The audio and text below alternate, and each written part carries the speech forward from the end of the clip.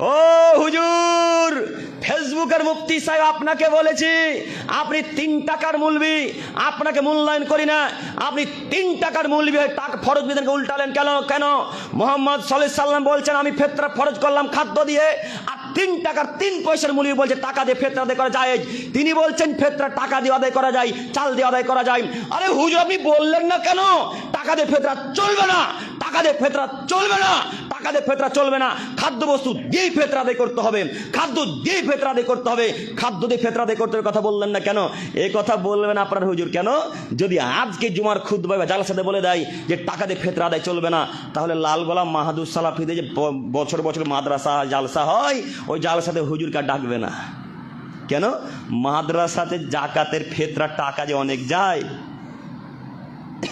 কথা বুঝেননি মনে হয়।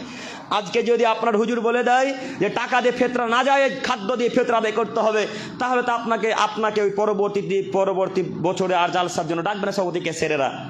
এই জন্য জাকাতের টাকাকে যিনি বললেন যে ফিতরা দিয়েও টাকা আদায় করা যায়, টাকা ফিতরা দিয়েও আদায় করা, এই জন্য বলেছে আমাদের দেহে শ্বাস থাকাকালীন, এই দেহে শ্বাস যতদিন আছে, যতদিন আল্লাহ ব্রেন মস্তিষ্ক ঠিক রেখেছে, যতদিন সহি হাদিস এবং কোরআন মাজিদকে বুঝতে শিখেছি, সেদিন থেকে পৃথিবীতে যতদিন বেঁচে আছি আজ পর্যন্ত কোনোদিন কোশ্চেন কালেও বলিনি ফিতরা টাকা দ্বারাই চলবে, কিয়ামত পর্যন্ত বলবো না ইনশাআল্লাহ। এটা আমাদের নীতি, আমরা মুহাম্মদ সাল্লাল্লাহু আলাইহি ওয়াসাল্লামে বিশ্বাসী।